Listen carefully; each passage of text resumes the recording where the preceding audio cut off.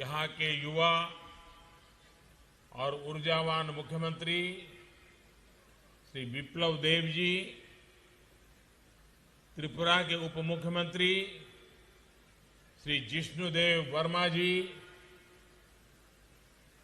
केंद्रीय मंत्रिमंडल में मेरे सहयोगी बहन प्रतिमा भौमिक जी, श्री ज्योतिरादित्य सिंधिया जी, राज्य सरकार में मंत्री श्री एनसी देव वर्मा जी, रत्नलाल नाथ जी, प्रणजीत सिंह रॉय जी, श्री मनोज कांतिदेव जी, अन्य जनप्रतिनिधिगण और विशाल संख्या में पधारे हुए मेरे प्यारे भाइयों और बहनों, सबाइके नमस्कार।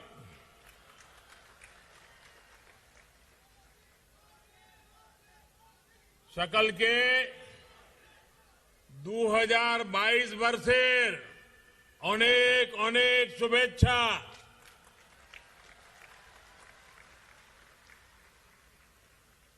जौतनो खुनमुखा जौतनो बिसी कोतलानिखा कहाम याफरो। साल की शुरुआत में ही त्रिपुरा को मां त्रिपुर सुंदरी के आशीर्वाद से आज 3 उपहार मिल रहे हैं। पहला उपहार कनेक्टिविटी का, दूसरा उपहार मिशन 100 विद्या ज्योति स्कूलों का और तीसरा उपहार त्रिपुरा ग्राम समृद्धि योजना का। आज सैकड़ों करोड़ रुपए के प्रोजेक्ट्स का लोकार्पण और शिलान्यास यहां हुआ है। आप सभी को इन तीनों ही उपहारों के लिए बहुत बहुत बधाई। साथियों, 21वीं सदी का भारत सबको साथ लेकर सबके विकास और सबके प्रयास से ही आगे बढ़ेगा। कुछ राज्य पीछे रहे, कुछ राज्य के लोग मूलभूत सुविधाओं के लिए तरसते रहे। ये असंतुलित विकास राष्ट्र के विकास के लिए उचित नहीं है, ठीक नहीं है। त्रिपुरा के लोगों ने दशकों तक यहां यही देखा है, यही अनुभव किया है। पहले यहां भ्रष्टाचार की गाड़ी रुकने का नाम नहीं लेती थी और विकास की गाड़ी पर ब्रेक लगा हुआ था। पहले जो सरकार यहां थी उसमें त्रिपुरा के विकास का न विजन था और न ही उसकी नीयत थी। गरीबी और पिछड़ेपन को त्रिपुरा के भाग्य के साथ चिपका दिया गया था। इस स्थिति को बदलने के लिए ही मैंने त्रिपुरा के लोगों को हीरा का आश्वासन दिया था। हीरा, HIRA। H से हाईवे, I से इंटरनेट वे, R से रेलवेज और A से एयरवेज। आज हीरा मॉडल पर त्रिपुरा अपनी कनेक्टिविटी सुधार रहा है, अपनी कनेक्टिविटी बढ़ा रहा है।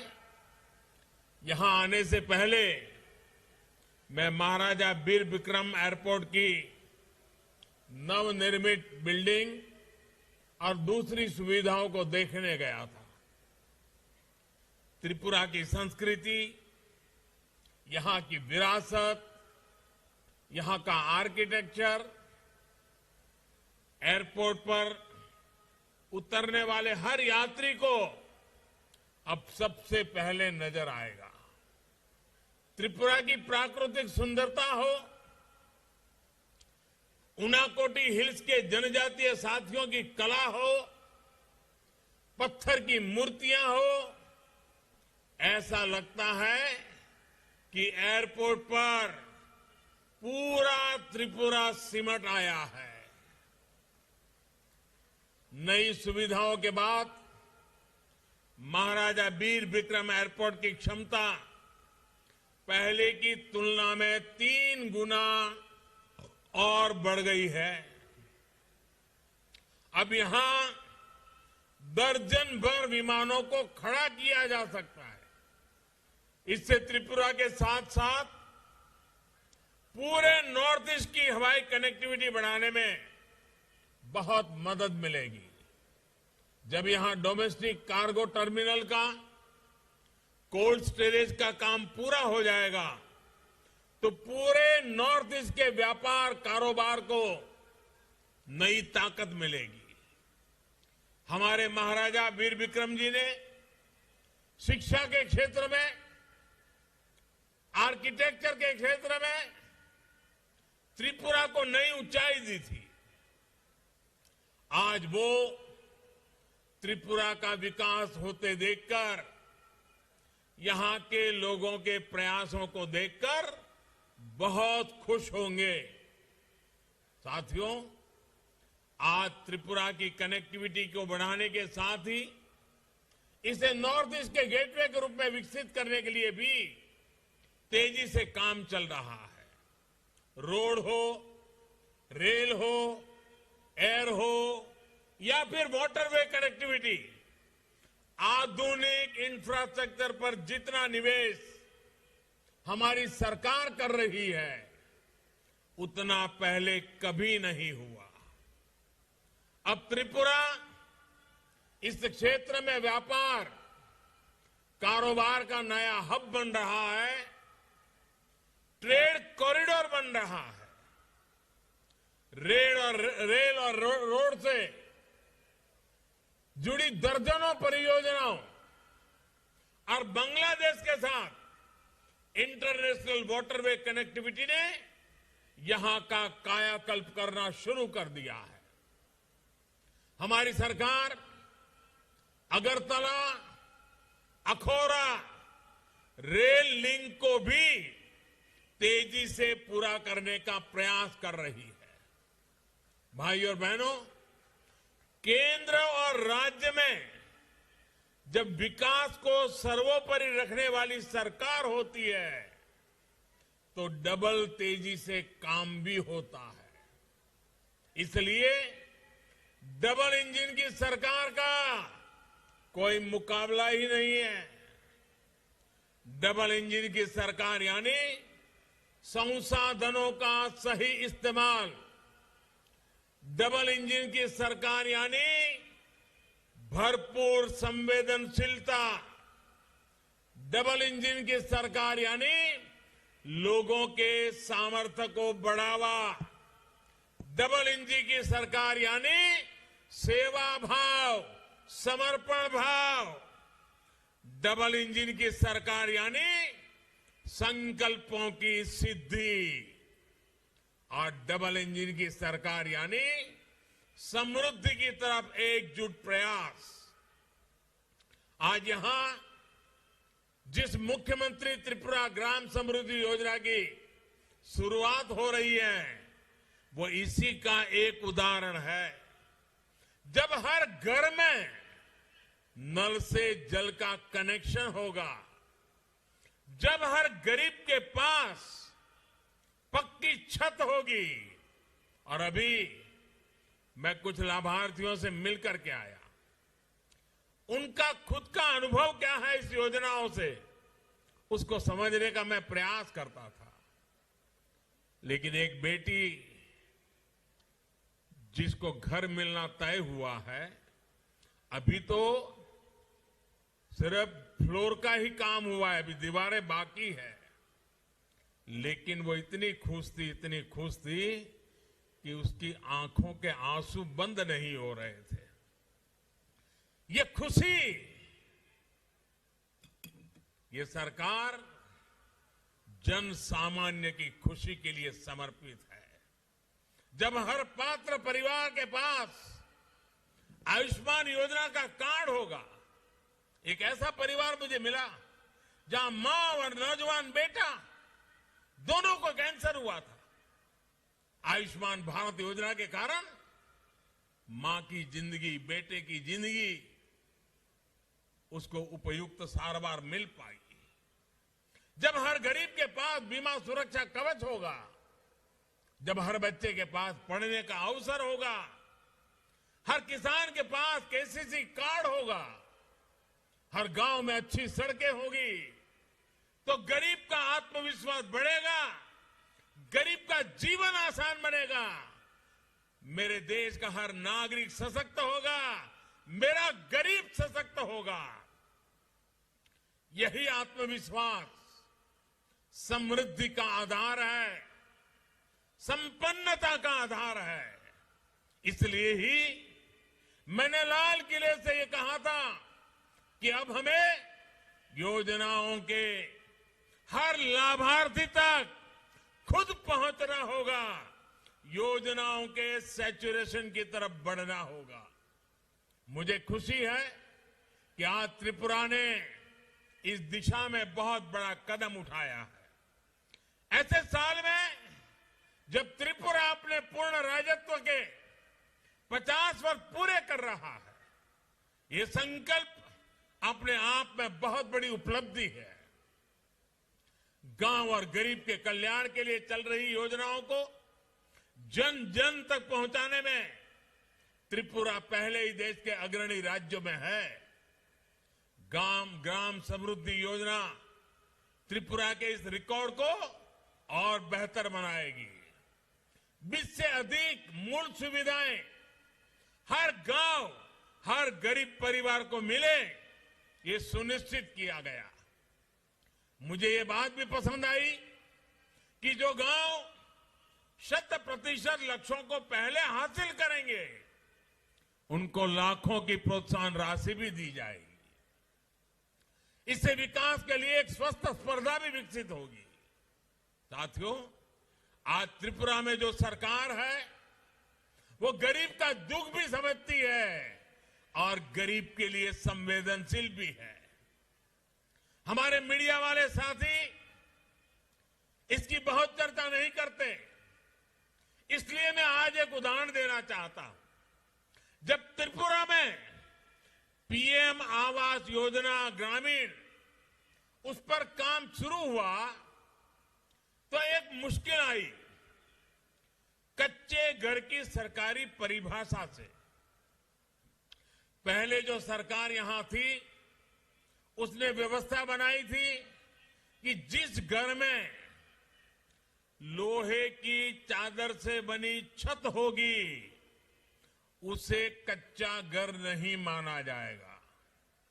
यानी घर के अंदर की सुविधाएं भले ही जर्जर हो, दीवारें मिट्टी की हो, लेकिन छत पर लोहे की चादर होने भर से उस घर को कच्चा नहीं माना जाता था। इस वजह से त्रिपुरा के हजारों ग्रामीण परिवार पीएम आवास योजना के लाभ से वंचित थे।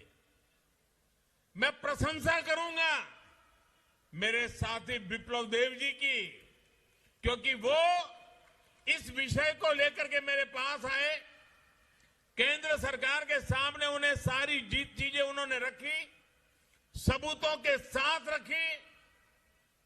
इसके बाद भारत सरकार ने भी अपने नियम बदले, परिभाषा को भी बदल दिया और इस वजह से त्रिपुरा के 1,80,000 से अधिक गरीब परिवारों को पक्के घर का हकदार बनाया गया। अभी तक त्रिपुरा के 50,000 से अधिक साथियों को पक्का घर मिल भी चुका है।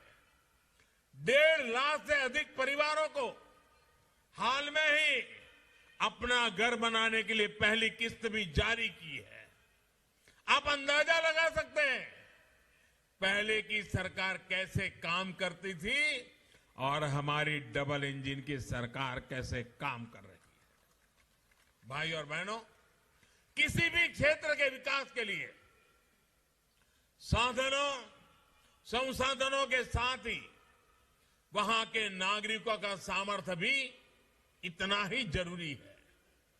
हमारी वर्तमान और आने वाली पीढ़ियां हमसे भी ज्यादा सामर्थ्यवान बने, ये समय की मांग है, बहुत आवश्यक है।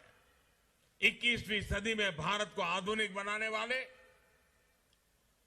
दूरदृष्टा नौजवान मिले, इसके लिए देश में नई राष्ट्रीय शिक्षा नीति लागू की जा रही है। इसमें स्थानीय भाषा में पढ़ाई पर भी उतना ही जोर दिया जा गया है। त्रिपुरा के विद्यार्थियों को अब मिशन 100 विद्या ज्योति अभियान से भी मदद मिलने वाली है। स्कूलों में सैकड़ों करोड़ रुपए से बनने वाली आधुनिक सुविधाएं पढ़ाई को और आसान और सुलभ बनाएगी। विशेष रूप से स्कूलों को जिस प्रकार अटल टिंकरिंग लैब, आईसीटी लैब्स और वोकेशनल लैब से लेस किया जा रहा है, वो इनोवेशन, स्टार्टअप्स और यूनिकॉर्न से युक्त आत्मनिर्भर भारत के लिए त्रिपुरा के युवाओं को तैयार करेगा। साथियों, कोरोना के इस मुश्किल कालखंड में हमारे युवाओं को पढ़ाई का नुकसान न हो, इसके लिए अनेक प्रयास किए गए हैं। कल से देश भर में 15 साल से 18 साल की आयु के किशोरों को मुफ्त टीकाकरण का अभियान भी शुरू किया गया है। विद्यार्थी निश्चिंत होकर अपनी पढ़ाई कर पाएं, अपनी परीक्षाएं बिना किसी चिंता के दे पाएं, ये बहुत आवश्यक है। त्रिपुरा में तेजी से टीकाकरण अभियान चल रहा है।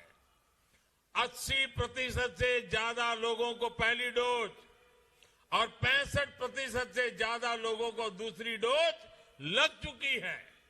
मुझे पूरा विश्वास है कि 15 से 18 साल के युवाओं के संपूर्ण टीकाकरण का लक्ष्य भी त्रिपुरा तेजी से हासिल करेगा। साथियों, आज डबल इंजन की सरकार गांव हो, शहर हो, संपूर्ण और स्थायी विकास के लिए प्रयास कर रही है। खेती से लेकर वन उपज और सेल्फ हेल्प ग्रुप से लेकर सभी क्षेत्रों में जो काम हो रहा है, वो भी हमारी इसी प्रतिबद्धता का प्रमाण है। छोटे किसान हो, महिलाएं हो या फिर वनोपज पर निर्भर हमारे जनजातीय साथी, आज इन्हें संगठित कर एक बड़ी ताकत बनाया जा रहा है। आज अगर त्रिपुरा पहली बार मूली बैम्बू कुकीज जैसे पैकेट प्रोडक्ट लॉन्च कर रहा है, तो उसके पीछे त्रिपुरा की हमारी माताओं बहनों की बहुत बड़ी भूमिका है। देश को सिंगल यूज प्लास्टिक का विकल्प देने में भी त्रिपुरा एक अहम भूमिका निभा सकता है। यहां बने बांस के झाड़ू, बांस की बोतलें, ऐसे प्रोडक्ट्स के लिए बहुत बड़ा बाजार देश में बन रहा है। इससे बांस के सामान के निर्माण में हजारों साथियों को रोजगार, स्वरोजगार मिल रहा है। बांस से जुड़े कानून में बदलाव का बहुत अधिक लाभ त्रिपुरा को मिला है। साथियों, यहां त्रिपुरा में ऑर्गेनिक फार्मिंग को लेकर भी अच्छा काम हो रहा है। पाइनएप्पल हो, सुगंधित चावल हो, अदरक हो, हल्दी हो, मिर्च हो, इससे जुड़े किसानों के लिए देश और दुनिया में आज बहुत बड़ा मार्केट बन चुका है। त्रिपुरा के छोटे किसानों की ये उपज आज किसान किसान रेल के द्वारा अगरतला से दिल्ली समेत देश के कई शहरों तक कम भाड़े में कम समय में पहुंचा रहा। महाराजा वीर विक्रम एयरपोर्ट जो बड़ा कार्गो सेंटर बन रहा है, इससे यहां के ऑर्गेनिक कृषि उत्पाद विदेशी बाजारों तक भी आसानी से पहुंचने वाले हैं। साथियों, विकास के हर क्षेत्र में अग्रणी रहने की त्रिपुरा की जो आदत बन रही है, उस आदत को हमें बनाए रखना है। देश का सामान्य मानवी, देश के दूर सुदूर कोने में रहने वाला व्यक्ति देश के आर्थिक विकास में साझीदार बने, सशक्त बने, सबल बने, यही हमारा संकल्प है। इसी संकल्पों से प्रेरणा लेते हुए हम और दोगुने विश्वास के साथ काम में जुटेंगे। आप लोगों का प्यार, आपका स्नेह, आपका विश्वास, ये हमारी बहुत बड़ी पूंजी है। और मैं आज एयरपोर्ट से यहां तक आया, मैं देख रहा था रास्ते भर अबाल वृद्ध सब आशीर्वाद दे रहे थे। आपका ये प्यार मैं आपको डबल इंजन की ताकत के हिसाब से आपके इस प्यार को डबल विकास करके लौटाऊंगा। और मुझे विश्वास है जितना प्यार और स्नेह त्रिपुरा के लोगों ने हमें दिया है, वो आगे भी मिलता रहेगा। आपको एक बार फिर इन विकास योजनाओं के लिए मैं बहुत बहुत बधाई देता हूं। मां त्रिपुरा सुंदरी निकोट आपनार परिवारेर समृद्धि ও রাজ্যের সার্বিক বিকাশ কামনা করছি। সকলকে ধন্যবাদ।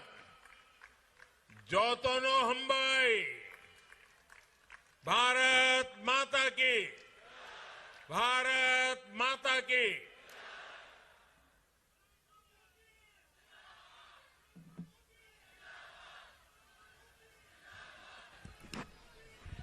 माननीय प्रधानमंत्री जी के बहुमूल्य वक्तव्य के साथ ही आज का यह भव्य कार्यक्रम समापन की ओर बढ़ता है। ত্রিপুরাবাসী হিসেবে আমরা আজকের এই বিশেষ দিনটির জন্য সম্মানিত বোধ করছি।